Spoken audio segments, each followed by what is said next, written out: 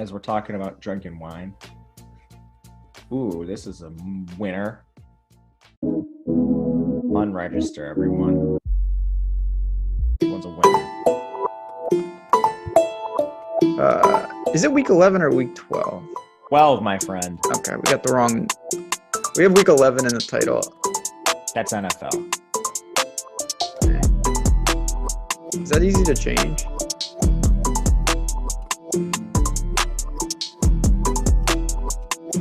Yeah, it's not overly important. It's in like the YouTube description. It just says week 11. No respect. Yes, sir.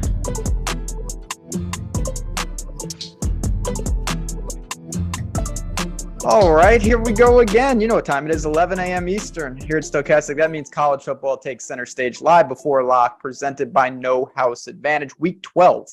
We are almost there. Rivalry week. A lot of teams took the week off and scheduled FCS opponents. Mercifully, we're not going to talk about them on this slate.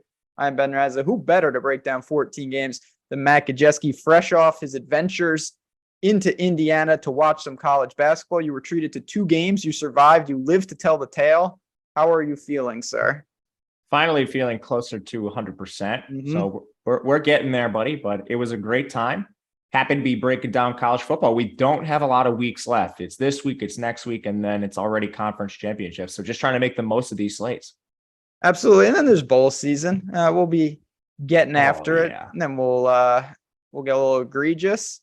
Let's dive into it. We've got some good games here, some big spreads, some some low totals. We'll get in a little FanDuel as well. You must, of course, hit the like button right off the bat. I see all the regulars in chat, including Dean. We'll get to Travion Henderson in a bit. It's the last game, so I'll actually, let's just start there. He did a nice super chat. Talk to me about Travion Henderson before we even get into the first game. So I see the cash question, Travion Henderson for cash. Yep. I'd be a little worried about his workload today. He's coming off an injury. They have the look ahead to Ohio State, to Michigan next week. So I don't know how much he's going to get. He's definitely going to play, like, when the game's competitive, but they also have Chip Trayanum back up today, who's a former linebacker for them, but he played running back at Arizona State. He'll be active today, as will Dallin Hayden. So they're actually healthier today than they were last week when it was just Dallin Hayden by himself. So Henderson, I think it's probably somewhat of a limited workload, but I mean, with him at 6,300, you're really tempting fate not playing him. So more of a GPP play in my eyes. I'll have plenty of them there, but for cash, I think I'm just going to go elsewhere.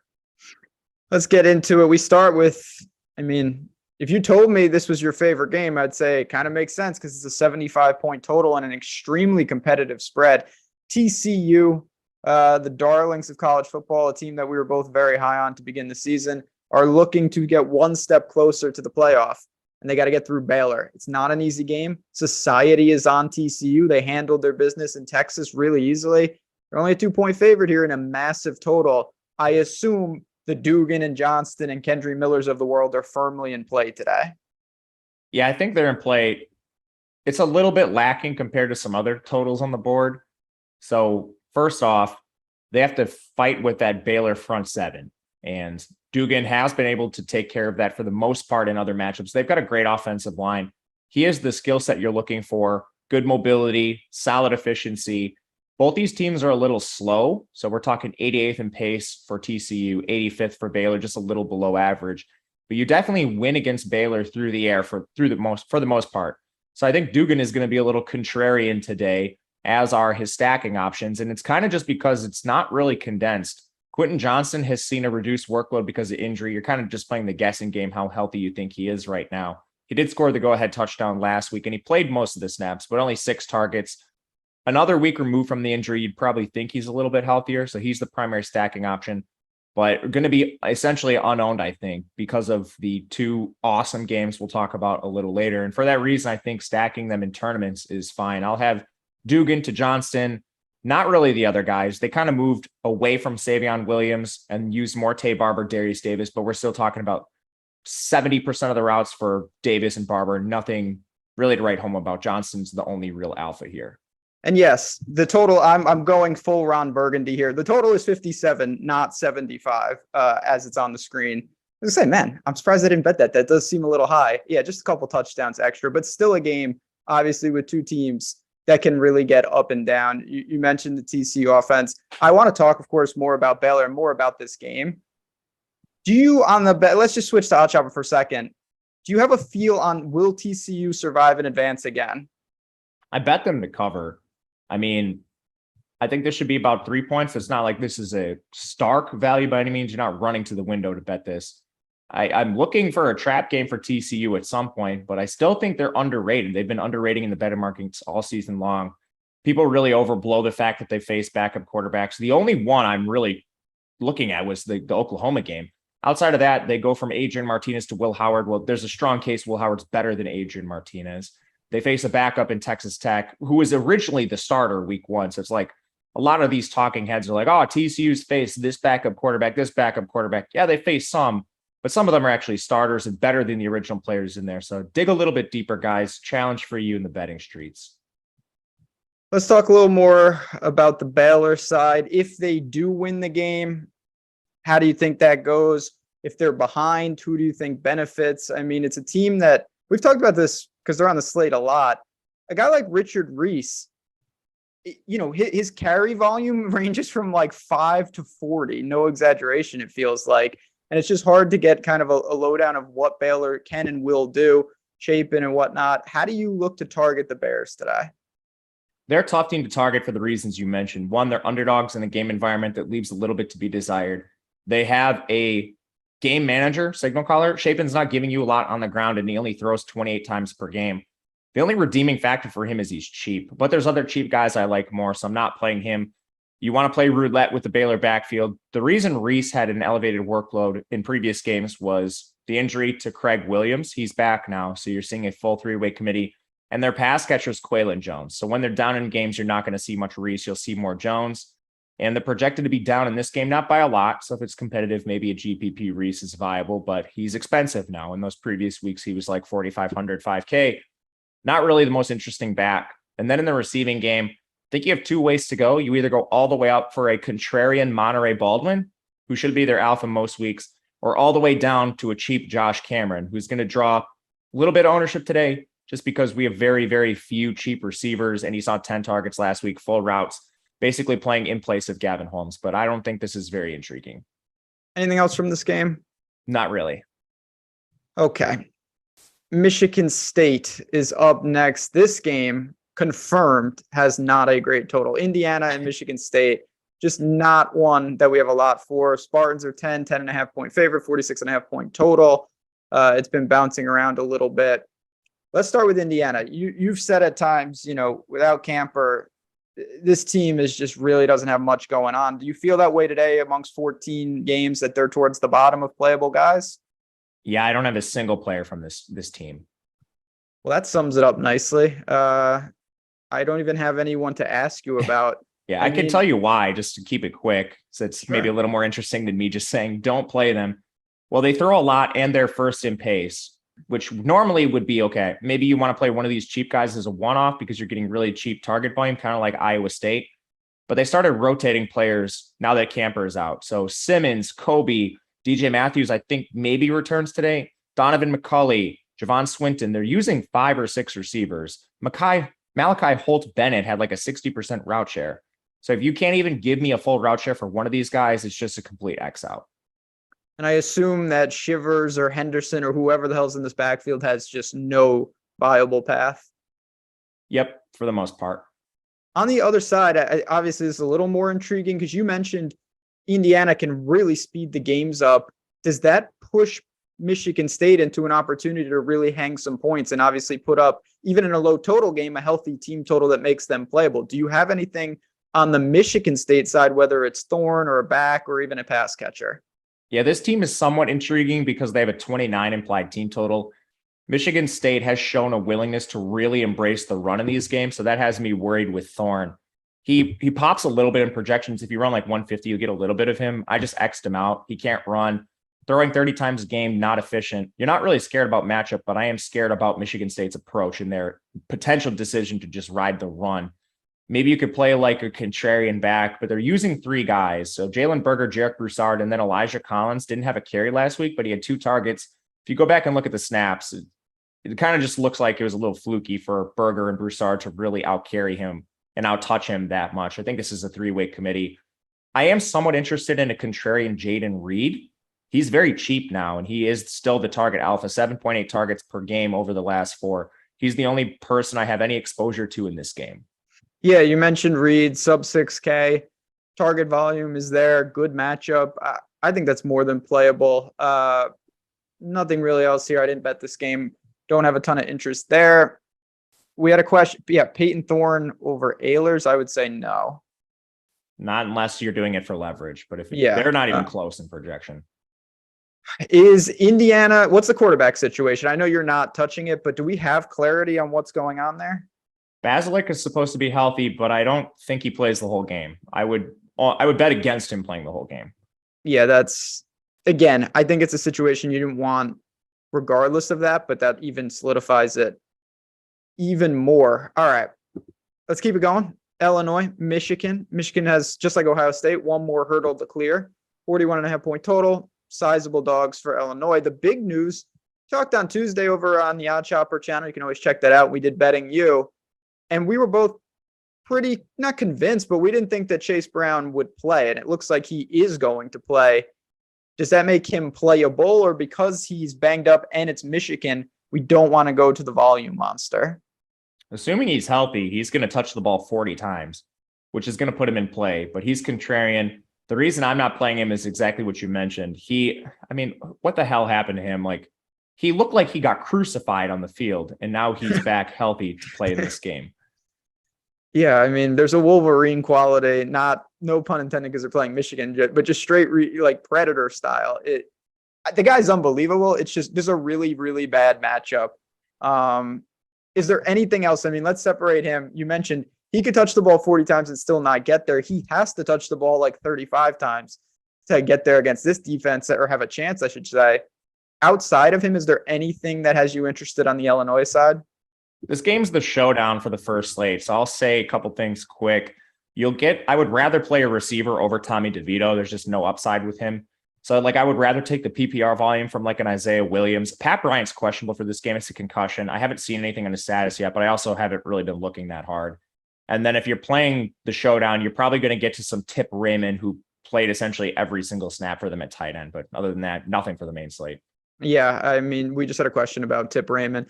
Paid on option, but I think on a 14 game, these are just a little too thin. On the other side, Michigan, again, 17-point favorites. They're at home. They've got Blake Corum and nobody else does. Where does he fit? We know he's a great player. He's almost a lock for a 100-yard bonus. He's almost a lock for a touchdown at least. Is that going to be enough? Do we want to pay 8,500? Where does he fall just given the landscape of the slate? I like him today as a contrarian play. As far as projection goes, you're not going to get, the Blake Corum we've seen in recent weeks, and for a couple reasons. One, there's a decent chance they take their foot off the gas. They took their foot off the gas previously. Their team total's good, but it's not fantastic. You're definitely going to find ones higher. And he's super expensive because of previous games. So you kind of have all those factors working together to make him a decent, but not just stone lock price adjusted play. So for tournaments, I will be playing some of him, but I still have him behind guys like Bijan. He's behind Deuce Vaughn in terms of price adjusted value. With that said, you can play him in tournaments any week of the year. Yeah, certainly. And he's a guy we're going to talk No House Advantage just a couple minutes. I like the over on him there in the prop world. Outside of him, though, again, we know if they take the foot off the gas, is there anyone behind him, or do the price points not allow us to go to a guy like Donovan Edwards, considering he's not like he's the min? Is there enough there, or is it just pour him in that backfield or go elsewhere? I'd go elsewhere. There's a lot of risk with Edwards. They pulled him after 2 touches last week because he's playing through an injury. He's the kind of guy that might suit up today and just not touch the field. Any interest in JJ McCarthy and No. Ronnie Bell and these guys as a contrarian stack, or is it just Corum or pass? Corum or pass. Don't want any part of those guys. No Schoonmaker, who is He's hurt. out today. Yeah. Yeah, there you go. But he's got a cool name. A real cool name. He's good, man. They got to get him healthy for next week. Yeah, but I agree. I think this is one of the games you really can infer that Michigan doesn't, unlike Tennessee and Clemson and some of these other teams, Michigan doesn't need style points. What do they need? They need to beat Ohio State. If they do, that'll be quite useful. We'll be talking about that soon enough, but they got to clear this hurdle. They're gonna. I don't see a great performance out of anyone here. That game wasn't bad enough. Last question. Stokes is a punt? Question mark. It's thin, but you could do it. I think there's just better ways. I'll be honest. I think there's better ways to construct. Can you? Sure. I agree. Yeah. He's playable in Showdown though. Yeah, Showdown. That brings in a lot of guys that are 14 games in one game are way, way different. Well, Schoonmaker put his pads on. You see, Schoonmaker doesn't sit. He's a player. Don't actually play him. He's another guy where he could dress and not play. All right, we got a super chat from Ryan Nelson talking about Arkansas. They want you at Gary Patterson. That would be nice. For us 2.0, Barry above top down, at least Alfred Patterson. I hear you, my friend. And thanks for tuning in as always. Loyal friend of the show, Ryan Nelson. Yes, we wish USC and UCLA was on the slate. We're going to talk a little of that at the end, not to worry, because we've got some bad games. You were saying before the show, some of these games are real bad. There's just simply nothing to talk about. And this is one of them. Your boys are on the slate. Wisconsin, 9.5-point favorite. Nebraska, low total once again. No surprise there. Let's talk about the Wisconsin side first. What is there? How playable are they? And who do we want to target? It's Braylon or pass. There's a lot of concerns. Their coaching staff still won't give him a full workload. He ran 20% of the routes last week. So Isaac Arendo was at 60%. Apparently, he's getting the Jonathan Taylor treatment where they don't want to use him as a pass catching back, which is concerning considering they have a different coach now. And Ches Malusi's back. So even more concerns. He'd be a cash play if you could tell me for sure he was going to see 25 touches, but he might see 15. You can gamble on him in tournaments because they're 10-point favorites here. It's an easy matchup, but Braylon could touch the ball 12 times. He could touch the ball 32 times. Flip a coin and put him in your lineup if you want. No Graham Mertz? No. Anything good to say about Graham Mertz? He did throw it 35 times last game. Into the dirt 27 times. He had negative 17 yards rushing. So I think he upped his season average, which is nice. No pass catchers. No.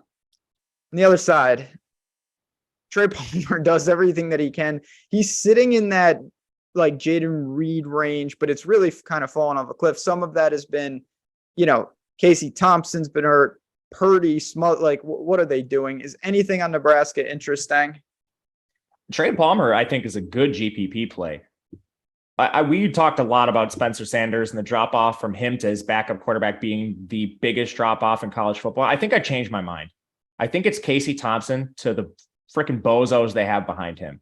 He has an elite target share, and over the last 3 games, he's turned like 27 targets into 60 receiving yards. These quarterbacks, they should have just ran straight Wildcat every play. Their quarterbacks, you're playing 10 on 11 anytime Casey Thompson does not touch the field. So thank goodness he's supposed to be back today. That at least gives some life to Trey Palmer's volume. His target share is awesome. He's kind of like your Cam Camper, where he's on just a terrible team, but they throw the ball to him almost every single play. His floor is probably like 15 to 20 DraftKings points just off the raw PPR volume. And so I pulled up his targets. It was literally 27 targets that he turned into 60 yards because the quarterbacks are so bad. But thankfully, Thompson's competent. So I think you can play Palmer, wouldn't play anyone else. I want to jump back just for a second. We just got word that Donovan Edwards is out today. Does that solidify anything behind Corum for you? Not really. They're going to use multiple guys. So let me pull it up quick. I'll give you the opportunities for these guys. I understand the inclination to maybe want to play a Stokes, but so last game, Edwards, he had 2 carries and he left the game. They gave Stokes 8, they gave Gash 4, they gave Tavier Dunlap 2, they gave Leon Franklin 1. Like, it's not just going to be Stokes out there, like getting the Dallin Hayden workload for Ohio State last week. It's probably going to be 5 guys to touch the ball. I tend to agree. I get it too. I see the exact logic. And I already said, I think that you could take a shot with Stokes, but still on a 14-game slate, that's not how I would build. There's other guys that could gear down. he still needs some decent volume to pay dividends for a tournament winning spot. The opportunity cost, one of those running back spots, is pretty high. But let's get back to this game. Is there anything else on the Nebraska side that you want to talk about? No, I'll play a contrarian receiver, but that's it. Let's talk a little No House Advantage. They sponsor the show. They've been with us all year. They do a great job over there. They're a building site, and one that is just, they really are giving some money away. They've got a lot of new formats. And if you haven't been over there, we're going to help you get started. You download the app. You choose your contest. You select your props. You're going over, under different player props. We've got the projections and the tools, and you're going to get $50 first match deposit bonus with NHA when you use the promo code Stokastic. Link is in the description of this video. We've got our lineup generator for No House Advantage right there. Really easy, different options. You can play versus the house as well, where you're just picking over under. I already mentioned the Blake Corum one. You've got other guys. You've got the TCU game in there. Quentin Johnston is a guy I think will have a big game. And then we've got the Georgia-Kentucky game. A lot of different options, and all the tools that we have on the site from Matt and the entire team mesh really nicely with No House Advantage. We talk about it on Sundays a lot, me and Lofty and Alex. There's a lot of overlay on that site right now. So if you're looking to build your bankroll, you're going to get your $50 from us as well. Really head over there, check it out, get started. Really, really wise decision if you want to build up your bankroll. Now, we go out west. We got Washington State and Arizona. Arizona, props to them. I really didn't see a scenario where they could win that game last week, and they pulled a big time upset, and they're building this year. There's no doubt. This is a pretty good total, north of 60. Let's start with Washington State. It seems, looking at our tools, that they've got some guys that are potentially mispriced. Where do you go and where do you start here? Yeah, this is a great game. I think it's probably the second best game we want to get to. We'll start with the passing game, and then we'll talk about the single best price adjusted play on the board. So for the passing game, this sets up really well for them. Washington State 32nd in pace, 60.5% pass rate. Cam Ward throws the ball 38 times per game. Hasn't been the most efficient this year, but now he gets maybe the best matchup on his schedule. Arizona's defense is bad, both against the pass and the run. So immediately this stands out. And at 6,800, he should be a contrarian pivot off your Holton Allairs and some other guys here. The issue is stacking him. They run a rotation similar to like a Mississippi State. So it's hard to figure out which pass catcher is going to get the most work. And they're getting back Renard Bell today. So that throws even more of a wrench into things. I think their number one is going to be Dazon Stribling, but it's not clear. Donovan Ollie, I think, is a pretty decent play at 4,300. And then you can go all the way down to Leighton Smithson, who's had an awesome role lately. 7 targets in their most recent game, averaging 5.5 over the last 4. I think they're all solid plays here. But the elephant in the room is Nakia Watson, returned from injury 2 games ago. Just stone bell cow back. He's going to touch the ball at least 20 times, and they're 4-point favorites against an Arizona defense that allows nearly 6 yards per carry. And I didn't mention he's 3,800. So you should play him in every lineup. Yeah, obviously, like the first piece in for cash as well, correct? Correct. Anything else from the Wazoo side, or you want to move to Arizona? If you have a question, let us know, but I think that's it. Yeah, on the other side, so not that I do a lot of stuff. I don't really sit at home wondering like what my takes are on Jaden Delora in my spare time, but at the same time, I don't know where exactly I rate him amongst the QBs nationally and for the conference. He's had a good year though, and he was great last week against UCLA. Over 300 yards, a pair of touchdowns. He at times has shown that he can move a little bit. He's not a flat zero in the mobility. He's 7,900 at home in a competitive game. Is he a potential quarterback on this slate? Yeah, I think so. He's just a little more expensive than some other players we've talked about. So he's not quite the same like price adjusted plays, even maybe like the Cam Ward on the other side, but Delora's fine. He has somewhat decent mobility, 129 yards in the year. He throws the ball 35 times per game. He's been more efficient, almost 300 yards passing per game. But that's because their defense is so bad. They're constantly in shootouts. But similar to Washington State, this team throws the ball 59% of the time, 30th in pace. And unlike Washington State, it is very clear who's getting the ball. They use the same 3 receivers on every play. They use the same tight end in every play. It's Jacob Cowing, it's Dorian Singer, it's Tetairoa McMillan, and then it's Tanner McLaughlin as the tight end. Mix and match these guys. I think you probably want to get at least one. In this game, do you anticipate, just trying to think about lineup constructions, any interest if you're building a bunch of lineups in the full game stack? And when I mean that, I mean like Ward and DeLaura. You got Watson. You're taking a bunch of players, including the quarterbacks. Yeah, absolutely. Love that. I'm going to be doing it a bunch. Yeah, I mean, it's a game that I think, given the spread, given the total, pretty healthy idea to do that. Now, when you do that, of course, you're really upping the aggressiveness. But I see it, and again, Watson, that's going to be in small fields. He'll be like 100% own, and he should be. He should be. Yes, no doubt about it. Kansas State, West Virginia. Kansas State is a road favorite, just north of a touchdown, and they should. We just had a Slim, as usual, very timely, asking about Deuce Vaughn. Let's talk about him. What do you see from him at 7,400? The offense starts and runs through him. Is there any other guys we want to notice? How do you break down Kansas State? Deuce Vaughn is awesome. Sick play today.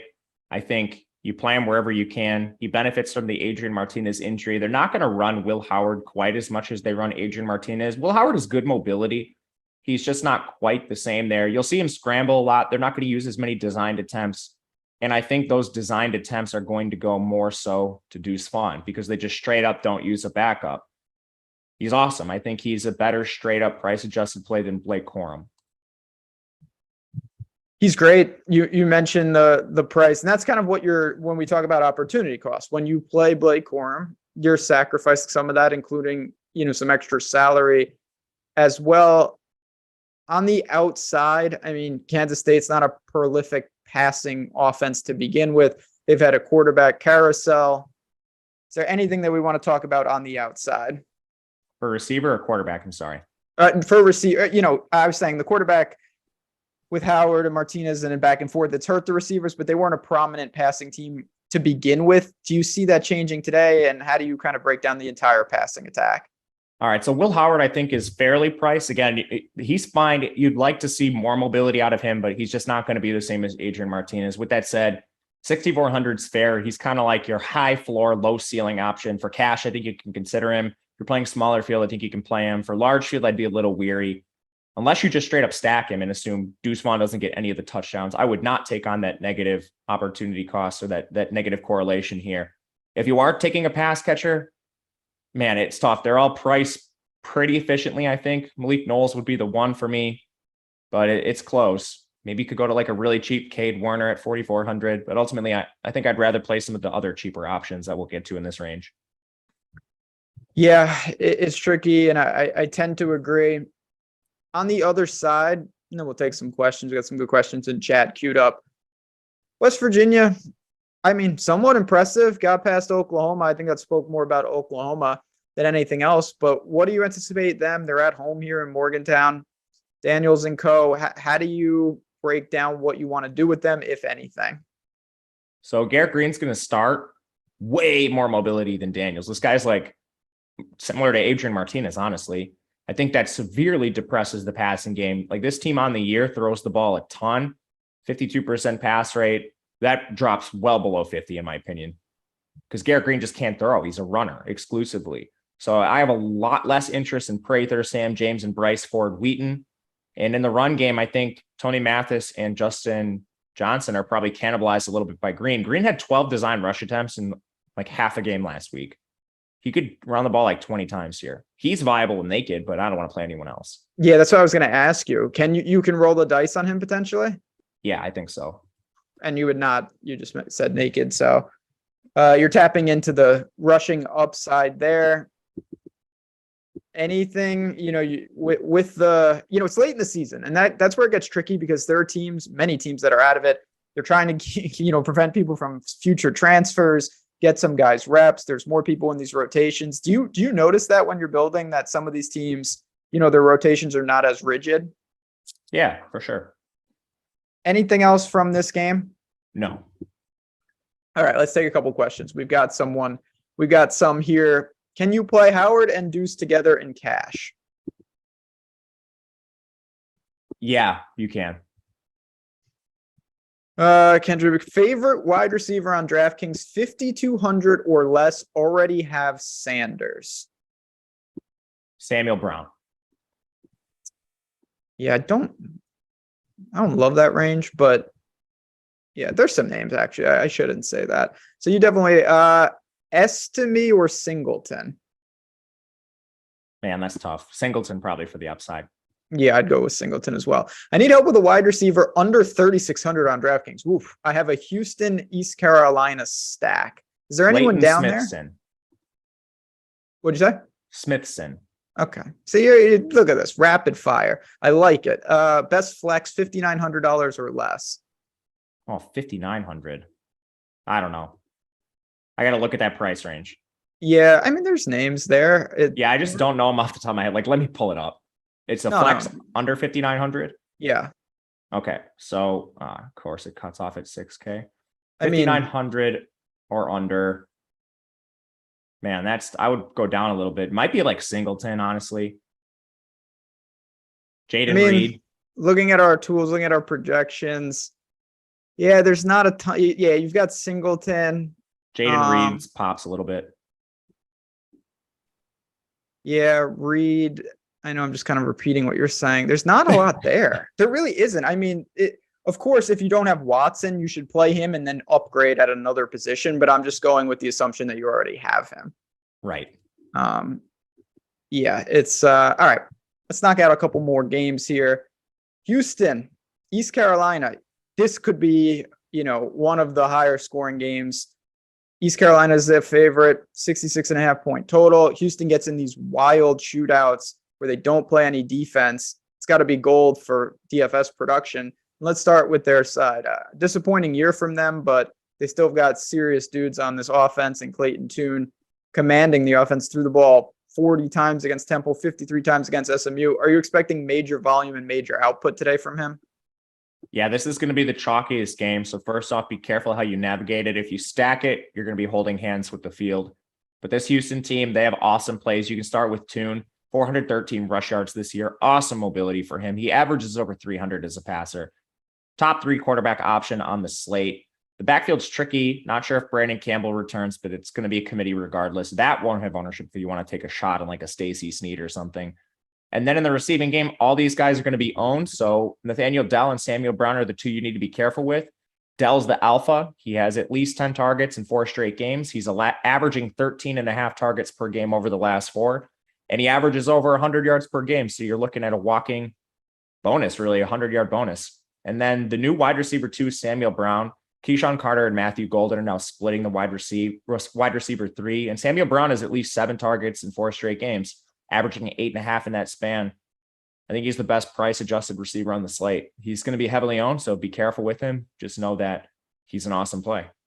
Do you, I hate to say have to, because I think most questions when you say have to, the answer is no. But would you play Tune in cash, or do you think there's other quarterbacks there?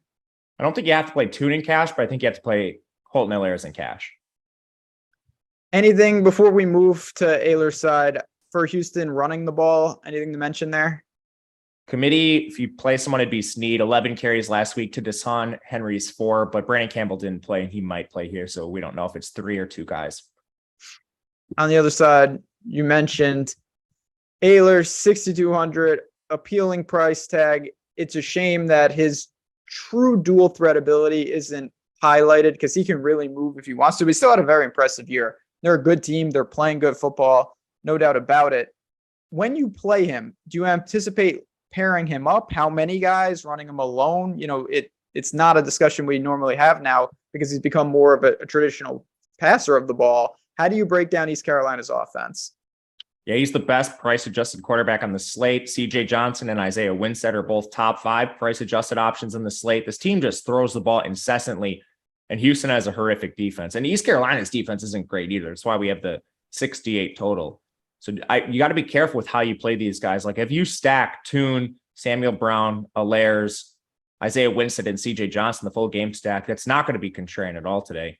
So my approach with this game is not to fade it. I'm definitely playing Ahlers. I'm definitely playing C.J. Johnson and Winstead, but I'm getting really off the board outside of that. Like maybe fade Nakia Watson. I don't know. You just got to be really careful with how you use these guys. Otherwise, like your chance of actually getting a GPP winning score are really low. You're holding hands with almost the entire field playing this game. Is there something that we can do with Keaton Mitchell to be different? Like he's going to be owned too. What about him with Ehlers? You could run the negative correlation here. I think that won't be as owned up. I don't think. We'll see. I mean, you're on optimals. You're getting him too. He's too cheap. Houston's defense is horrific. So It's really bad. Yeah, they're really bad. And Mitchell has a massive workload now too. He got hurt at the end of last game, but he's going to play here. He averages over 100 rushing yards per game, and he's a solid receiver. Another 15 yards there. So I think you guys should play this game. Like play guys in this game. The only advice I have to you is just be careful how you use them. Like I would not run a lineup that's like Toon, Allairs, CJ Jones, Samuel Brown, and then also have like Nakia Watson, Deuce Vaughn. Like if you do play, and this is for tournaments, if you're playing cash, it's a different story. But for tournaments, just like make sure you do something where you're just not completely holding hands with everybody. Yeah, I mean, the ability, you're going to be boxed out. There's just no way to really leverage if you go that. And I'm sounding negative, but these guys are all among the best plays on the slate. Like this is the stone nut game, the best plays on the slate game. You just got to be careful. I do want to ask this because we talk about this more in the NFL, and I think it's definitely a better strategy in the NFL.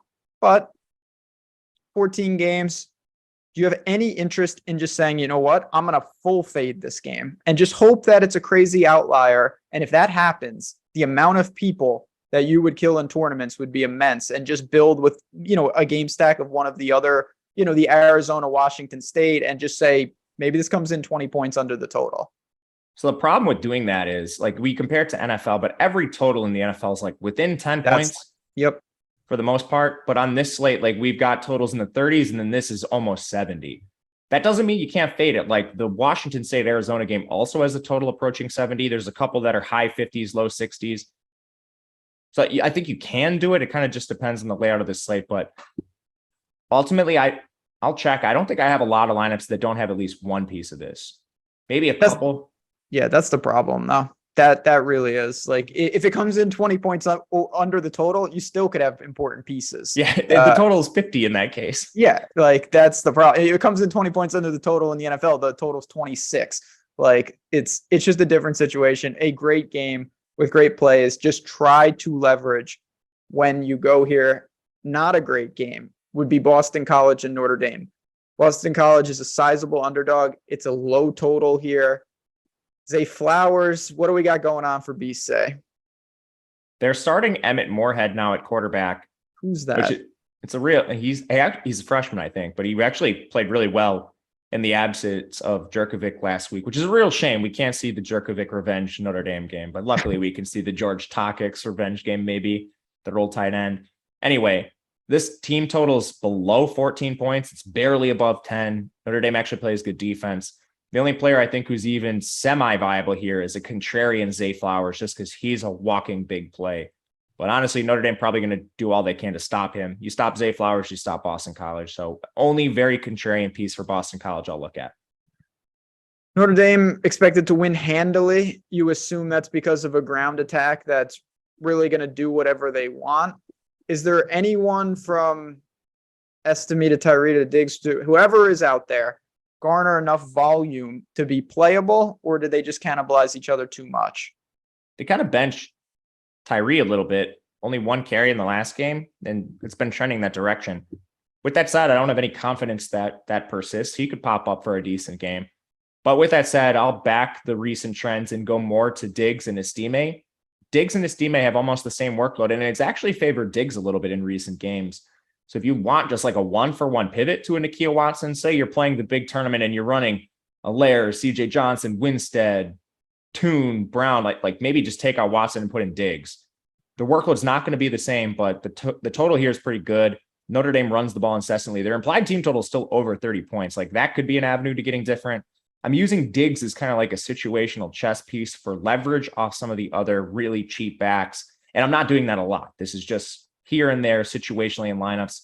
Also, a couple lineups where I'm paying up at receiver where I use Diggs in addition to Watson, getting off some of the really chalky, expensive backs, but just a situational Diggs and that's it. I think you could do that with Michael Mayer if you want to just like go 1-for-1 pivot off, I don't know, like a Xavier Worthy or whatever expensive receiver you're running, but very, very sparse in this game, not trying to target it heavily, a random piece here or there. Got a handful of games left, but we'll get them in. I do want to say a couple things. One, Drew Seeley, welcome to Team Stokastic. We love to see that. Appreciate it. And two, we were just talking about a game with a 20-point favorite. What have I told you? What have I told you? Like the 30 for 30 voice. That you could bet Notre Dame money line for $5 and they'll give you $200. That is a reality over at BetMGM. You can do this. You can do some things. You sign up over there. You can get the risk-free bet. So what does it mean? When you deposit, you don't have to put in $1,000. You can if you want. Say you put in a couple hundred. You're going to be able to take your chance and take a shot with a team. And if you lose, you get it back in free bets. Risk-free bet of up to $1,000. Earn 2 free months of Stokastic Plus. So what does that mean? And that's where I'm getting that money from. That's a couple $100 value. Just right off the bat, we're giving it to you. No matter what you bet, you can take a risk-free bet on a crazy money line if you want, a crazy parlay. And if you lose, you get that back in free bets. But you're also going to get 2 free months of Stokastic Plus Platinum. That is a couple $100 value. It covers all our sports, all our tools, everything that we've got from college football to the NBA, PGA when it comes back, NFL, of course. It is a great, great value over on BetMGM. So you're getting the best of both worlds. You're going to get that risk-free bet up to $1,000. You're also going to get the 2 free months of Stokastic Plus. Great value. Link in the description of this video. Now, here we go. Georgia. They don't have letdowns. They just destroy everybody. They've got Kentucky in their path. 3-touchdown favorite, a little north of that. What are we doing with the Bulldogs today on the road? Great GPP team. Awesome team total. No one's going to play them.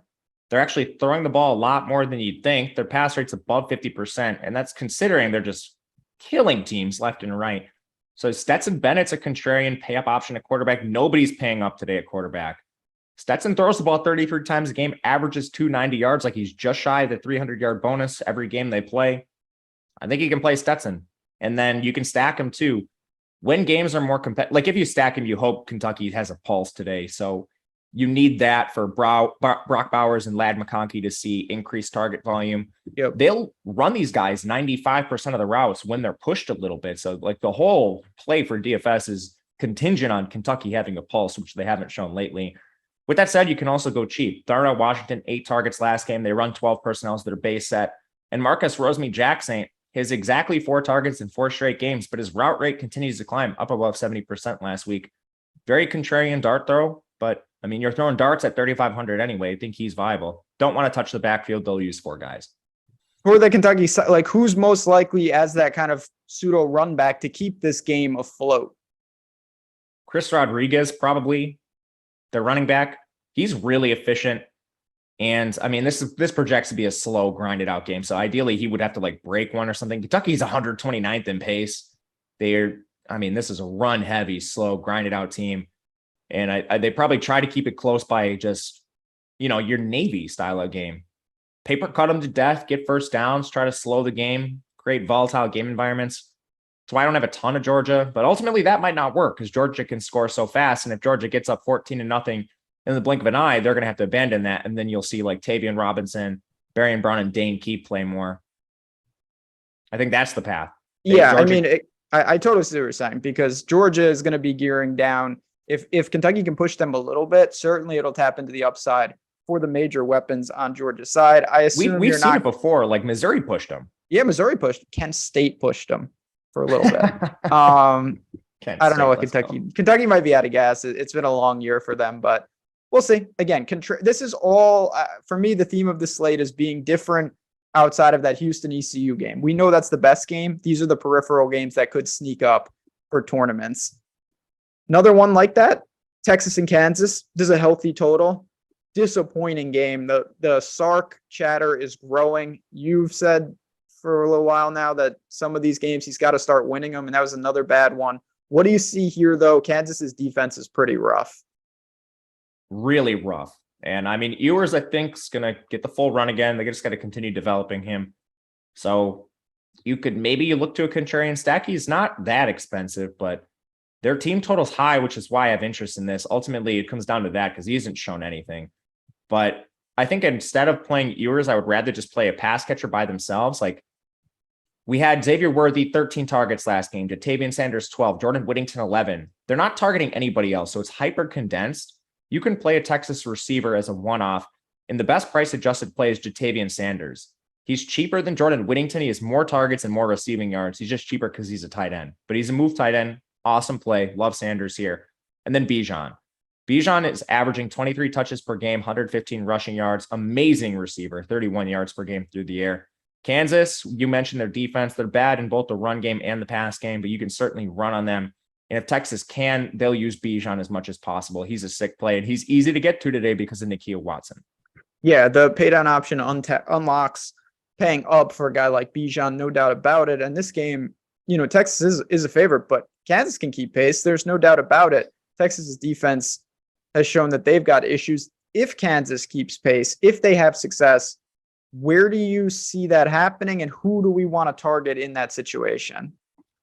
I think Jalen Daniels is going to play today. It seems like he's going to, which is obviously important.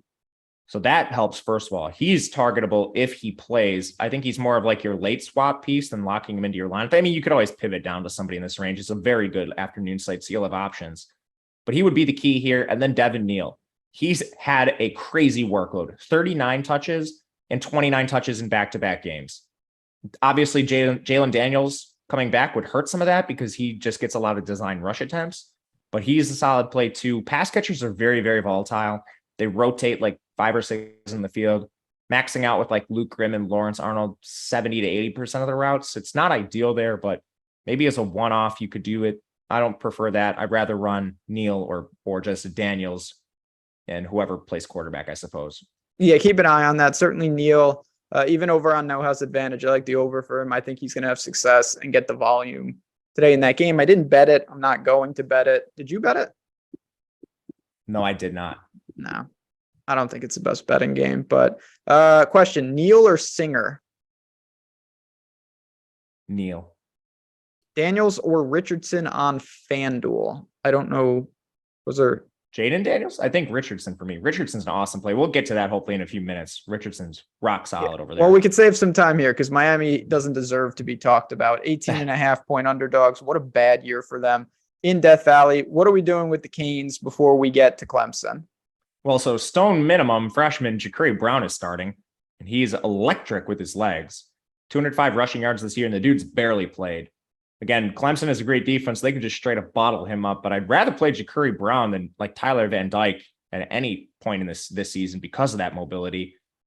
And he's the stone minimum. Like he's half as expensive as CJ Stroud. So Ja'Cory Brown, I think you could use. I'd be careful. I think you could also stack him potentially. Colby Young is 3,900, like a 90% route rate for him. Don't love that. Not playing it back. They're projected to have like 4 or 5 guys active today. It's kind of just naked Ja'Cory Brown as a cheap play, or just look to the Clemson side. Let's look to the Clemson side then. Is it Shipley? Is it, Antonio Williams? Like Gata, where, they're big favorites. Obviously, Shipley should do some heavy lifting, but what else do you see here? Yeah, I think you could play Uiagalelei just because he's awesome in terms of mobility too. They prefer not to have him throw. 13 design attempts in their last game. He's always going to be risky because he could get benched at any point for Klubnik, but I think he's semi-live. Shipley, he's going to be in a timeshare. Like Phil Maffa's they're not going to use just Will Shipley when if it's a competitive game and the chips are down, it's still going to be Shipley and Maffa. It's never going to be Shipley by himself. With that said, efficiency should be better. I mean, Miami still plays good defense. That's the worry here. Like they're still heavy favorites, Clemson that is, but Miami's defense is solid. So I don't know if the efficiency is there for Shipley, but he's cheap. The volume should be decent. I think he's playable in tournaments. Could you play chalky tune and then 4 running backs to be contrarian, or is that something you really wouldn't recommend? You can do that. You'll get some optimals with 4 RBs because most of the good passers are expensive. That would definitely will make it different. No doubt about it. Man, this is a game that had a lot of interest, and then just so many people on these teams are not who we thought they would be, from Leary to Cunningham. But let's talk about NC State and Louisville. Start on the NC State side. Their season was lost pretty early, and they've kind of turned the page. So what is left, and what do you think they can do against Louisville's defense? Yeah, I'll keep this simple. I wouldn't play anyone from this game. They're both starting backup quarterbacks. They both have RB rotations. The only guy is Tyler Hudson on the Louisville side. He has awesome target volume and a 31% target share. He's the only one. Interesting. I it's hard to disagree. It's a low total. And Cunningham being out, I think it might be dropping because Cunningham got ruled out about an hour ago. So I haven't checked the live total, but it was already at 43.5. And this should probably be like a 35-point game. Maybe I'll bet it. Yeah, I mean, I haven't really thought about betting this game. It is drop. I'm on OddsShopper right now, and it's starting to drop. So no surprise there. Then we'll keep it moving. That was easy. Don't play anyone from that game. Ohio State, they're in a similar spot as Michigan. They're a huge favorite. Maryland's got a lot of problems. Are they going to be gearing down? You've already talked about Travion Henderson and that, last week, Dallas Hayden everyone was hurt. What do you see here? Smith and Jigma, will he ever play? I mean, what's going on with Ohio State? So Travion Henderson, I think, is viable in tournaments just because he's one of the few running backs active. But I still have concerns. Like Chip Trayanum's back. He's not in the DraftKings player pool. He's on FanDuel, but I don't think he projects well enough to play anyway. Dallin Hayden's still there. 19 carries last game. He's solid. I think it's a three-way committee, but you're always going to have upside with Travion Henderson because he's just a stud. And if he plays a little more than you think, Ohio State's going to be efficient. Stroud's playable every single week, just in a contrarian, expensive stack. Harrison's awesome. Mabuka's awesome. Fleming's the wide receiver 3, a little more sparsely used, but still playable. Same with Stover at the tight end. I think you can mix and match these players for GPPs. And I don't want any part of Maryland. Talia Tagovailoa looks like a pure coward out there right now. He didn't even get 100 yards passing last game. Like he's got to be hurt. Like he did get hurt and he came back and he's just been a pure coward since then. He's it's scared been to get terrible. hurt again. He's awful, dude. He's terrible. I don't know what I was super high on Maryland. Like I thought in theory, this was the type of game I thought could trip Ohio State up at the beginning of the year, like on the look ahead. They should play Billy Edwards right now because Talia Tagovailoa just is scared. Yeah, it's bad. It's a bad situation. Does Johnson see an uptick in targets with Davis out? I mean, he was going to get his anyway. It can't hurt. Who's Johnson? Quentin Johnson for TCU. Oh, Darius Davis is out? Yeah, he is. I didn't see that. Yeah. But yeah, that should be good for him. All right, we got one game left. I also want to say, if you didn't know about it, the World Cup starts tomorrow. We're going to get dangerous in soccer streets. And of course, here at Stokastic, we've got you covered. If you are looking to get down some action on the World Cup, of course, we've got a package for you. $24.95. You're going to save 60%. Got to use the promo code World Cup 2022. It's right there on the screen. My man Mike, ahead of the game. You see it. DraftKings, FanDuel, projections, ownership, showdown projections, premium Discord. We've got some great content both on Stokastic and OddsShopper YouTube. Check it out. Get inside. It's the World Cup. How can you not gamble on the World Cup? I'll be betting the Qatar game because why not? That's how I roll. Last game, Penn State. I'd rather bet Qatar than bet Penn State or Rutgers. That is the truth. You mentioned Singleton a couple times on this show. What else is there to talk about for this game? So Katron Allen's still good because they use the two of them in a just locked in committee. So I think you can play them both in tournaments. But other than that, it's not too interesting here. Parker Washington's out for Penn State, so don't play him. Maybe that makes Tinsley a little more interesting, or Keandre Lambert-Smith. They've used a lot of 2 tight end sets though, so I think you could maybe get to like a contrarian tight end. But Penn State, outside of the running backs, don't have a lot of interest. They've been splitting time with Drew Allar and Sean Clifford. It'll be mostly Clifford, but Allar probably plays a little bit. It's tough to get to this team. Nothing on the Rutgers side. No. Zach Walsh. So you guys don't really like Trayanum at 4.2 on FanDuel ? No.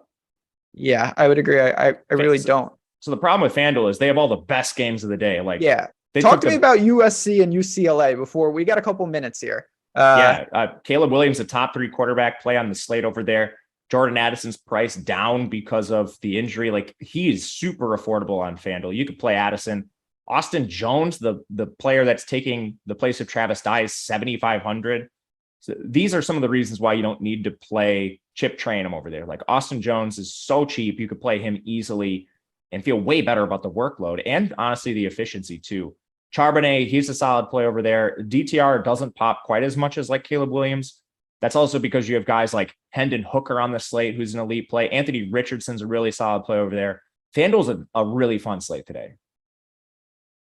Bijan and Smithson or Harrison and Snead for DK cash? The former. Give me the Smithson side. Yeah, I would agree with that. I will say, I've got my bets over on the odd chopper side. I really like USC tonight in the game. Every comment was on the UCLA side. I'm stunned. Seems like the people, society likes UCLA. I don't know if they just missed the game last week or they think that UCLA's defense has new players because I don't see it at all. But we'll find out tonight. Miller or Vaughn? Vaughn. It's Vaughn, but that makes me sad because I'm a huge Kendrick Miller fan. Does Mario play?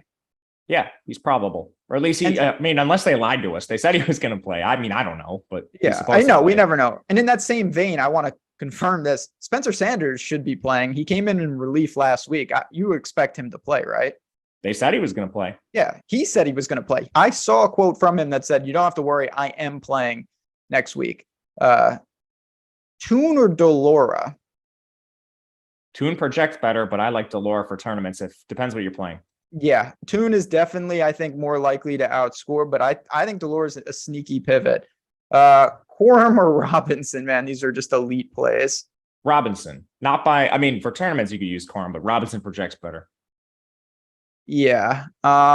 Tune, Smith, and Cedar Johnson, I would go that side for DK Cash. Anything else? Thanks for the shows this year. Yes. We're not done. Legally. I love it. That's what we like to see. More states are coming online. When's Wisconsin going to come online, fella? We've got some tribal problems. Yeah, tribal problems will get you. California's got that. New York, we worked it out because it's a situation like these money. The states want their money. Braden Johnson play tonight? ? I believe he's good. Is he not? Yeah, he's supposed to play. The injury news is never ending. It's the perfect time to say, if you want to keep up on that news, Matt Gajewski is the man to follow at Matt_Gajewski. You're always retweeting from the beat writers, yelling at them when they don't do their job. I stopped doing that. I don't want to get blocked. Okay. You're not yelling at them, but you're still giving people news. You can follow me at JazzRaz DFS, 51% tax. Yeah, that's the truth. Mitchell ? I'm not sure what that means. Keaton Mitchell, love him. Oh, that's who it is. Yeah. East Carolina's got dudes across the board today. Final thoughts for the people as we put a bow on week 12. We turn it over to MMA Live Before Lock, which is coming up imminently. Late swap's going to be really important today. All the good games are in the afternoon. So if you're doing awesome, swap to some chalk. If you got a dud, you could swap to some low in place. Watch like Jalen Daniels and some guys there. But otherwise, thank you guys for watching.